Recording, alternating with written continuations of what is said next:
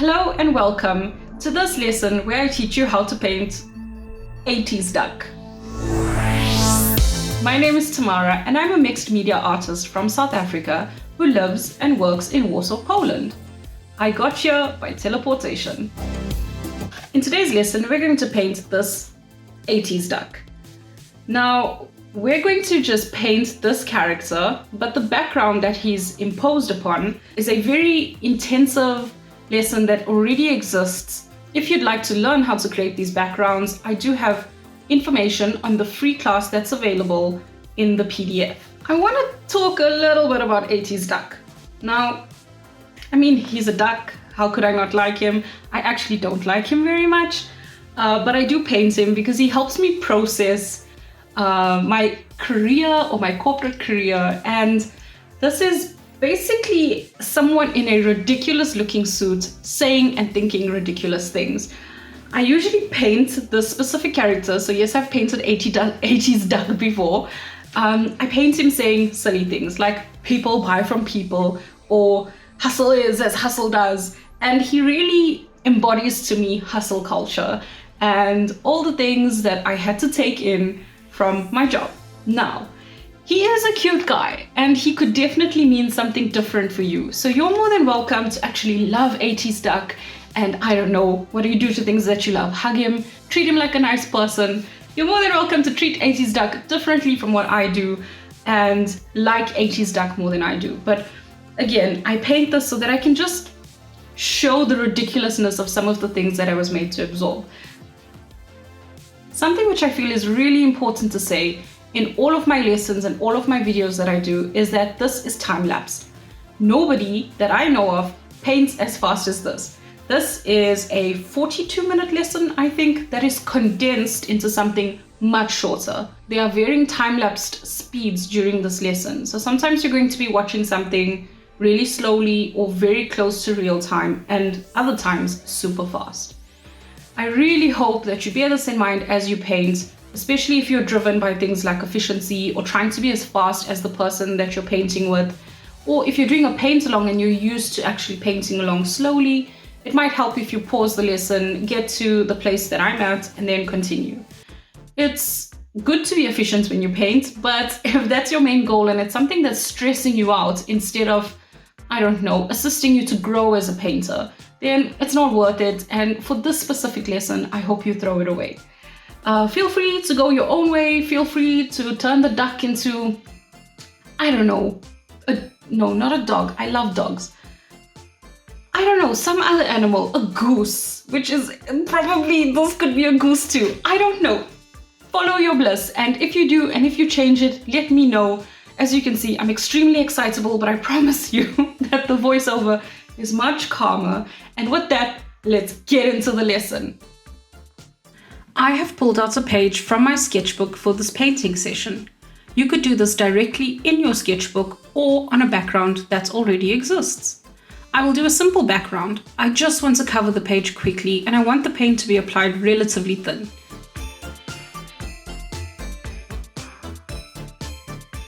I create an ombre effect using yellow, bright green and ultramarine blue with bold and untidy horizontal strokes.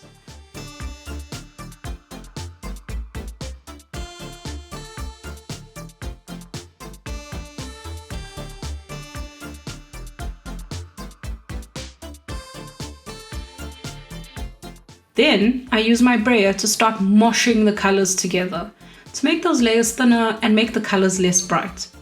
I splash on water to remove spots of paint. They will lift and stick to the brayer as I brayer across the page.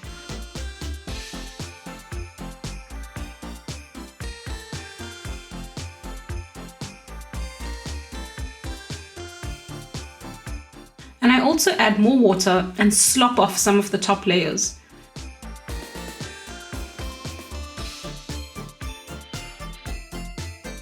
I feel like I muddied the yellow too much, so I pull off the color with my painting cloth and then add yellow and brayer again.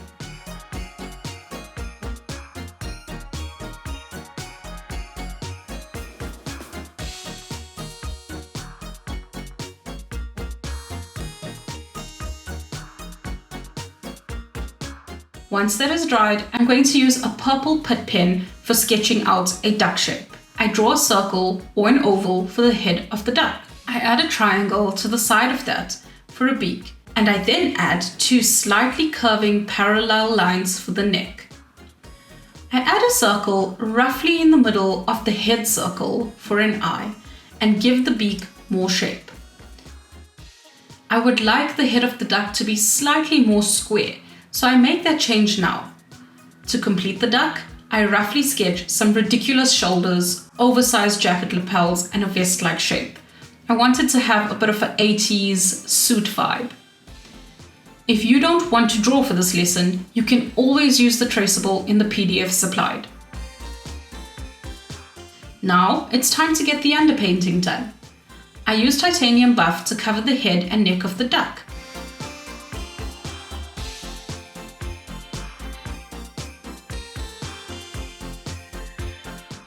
I then mix grey blue with the buff to create a light colour and fill in the lapels of the coat. I use an even darker mix, so more grey blue to buff to fill in the coat.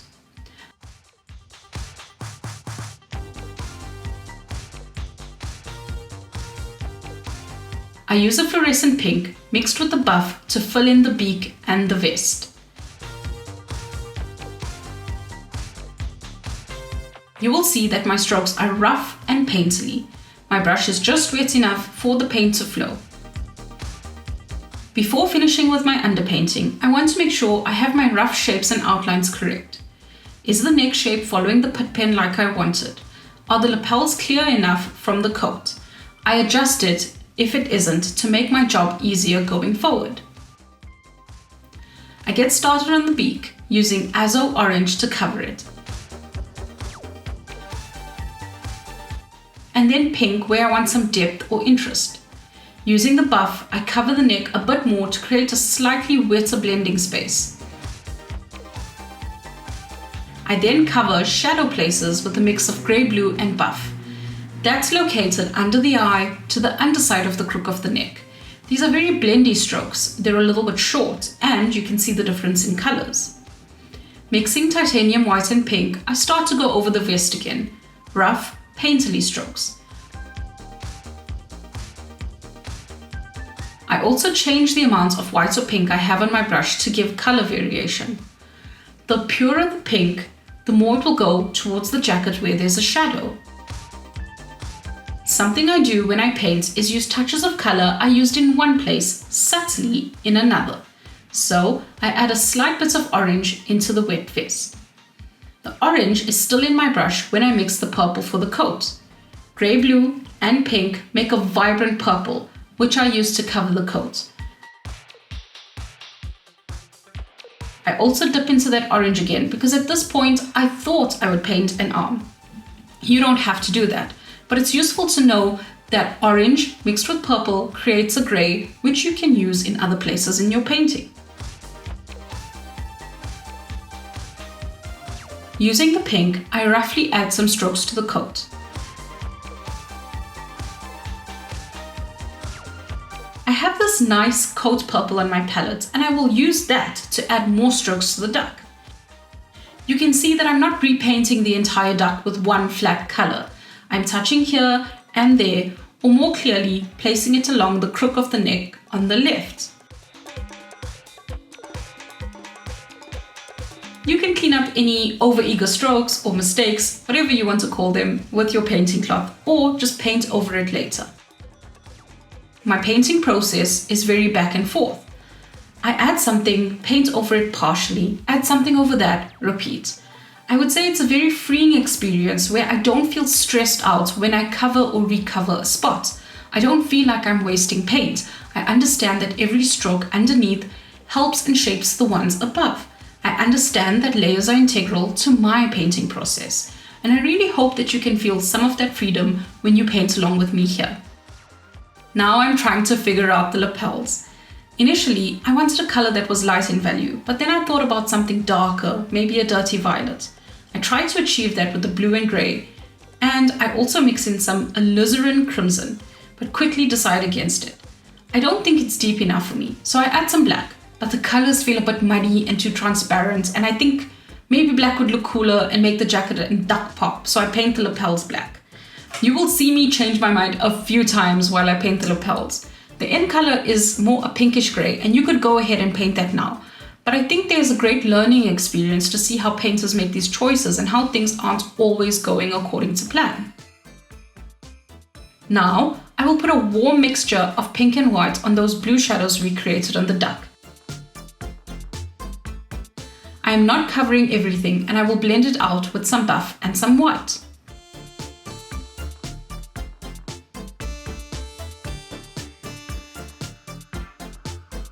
Okay, let's make this duck glow. We're going to take white and concentrate it to the left of the duck, or the place opposite the darker side. Using short blending strokes on the toe of the brush, we add the white. I've slowed it down a lot so you can see what it looks like.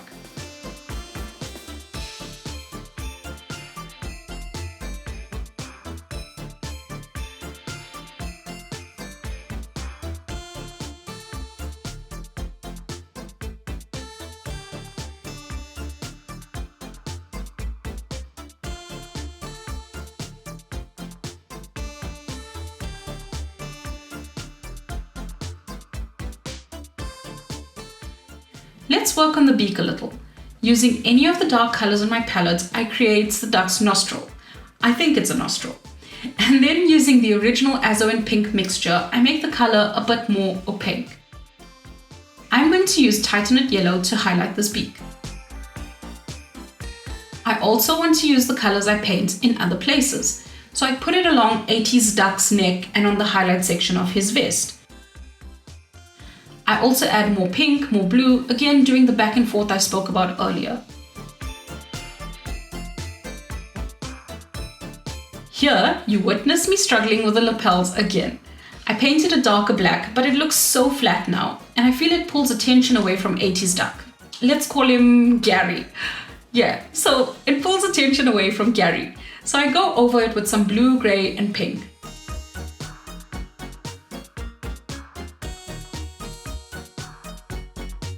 Add some shiny pins, I guess, in orange, but spoiler alert, I changed the colors of the lapels again. Let's do some work on all Gary's eyes using a Posca pen. I use my Pitt pen to add shadows and depth to the layer of the jacket along Gary's neck. I blend it and I get it too dark. I can come in with some white or some buff. Label time again. I use a very opaque light pink to try and bring the lapels to the original light value. I still leave the dark shining through, and I think this is the color I can live with.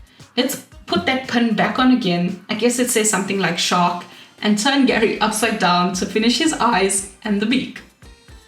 I use black to make those shadows and distinctions of the eye and beak darker. I use a pink Posca to draw a waterline. Why not? And use that same color at the top and tip of the beak.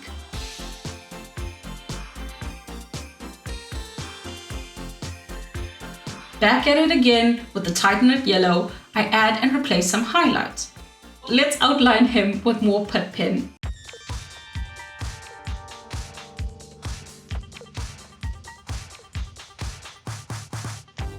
And soften his eyes.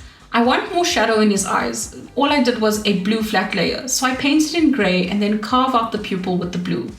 A very weak catchlight in the eye, on the beak, and a touch on the jacket, and Gaz the duck, best boss in the world, is ready to join you at the fun event, which was mandatory. You can stop the lesson here or follow me to see how I might use this character in my art. I've got a whole set of backgrounds here that I've created using my Skillshare class. And what I'm doing is using 80s duck against them to see what looks the best. If you have multiple backgrounds, you can tell yourself multiple stories, and that's what you see me doing here. Eventually, I decide that one of these two would look good. And I decide to go for the colorful one. I think it has a bit of an 80s vibe with it, and it also matches Mr. Duck's suit. What was his name again? Gary. I use gel medium and liberally apply it on the back of the duck and then align it. I wanted going off the painting. I think it looks kind of cool like that. But because of the way I've placed it, I'm going to have to paint the sides so it doesn't look awkward. I use the same techniques that I've shown in my lesson to complete the jacket. And if you wouldn't like to watch the lesson again, you can just go to the PDF. I'm finished with you, Gary. I really am. And just like that, we are done. 80s duck is done. I really hope you enjoyed this lesson. I hope you learned some interesting techniques or an interesting take on something. I hope that you learned it's okay to just paint a character and then later on attach it to a background. And remember, a background doesn't have to be something you painted. It can be newspaper, it can be other forms of print, it could be a picture from the magazine. So feel free to go wild and go nuts. Thank you so much for spending your time with me. You spend time with me willingly. Let's just say that first of all. And I'm so grateful for it. Check me out on all the socials. Come and be best friends with me. Okay, not best friends, good friends. Come and be good friends with me, because best friends has a lot of responsibility when you're friends with me. Yeah, I really hope to see you again. And again, if you've painted this, please tag me, and you will never know how excited it makes me, but hopefully if you tag me, you will see. Bye!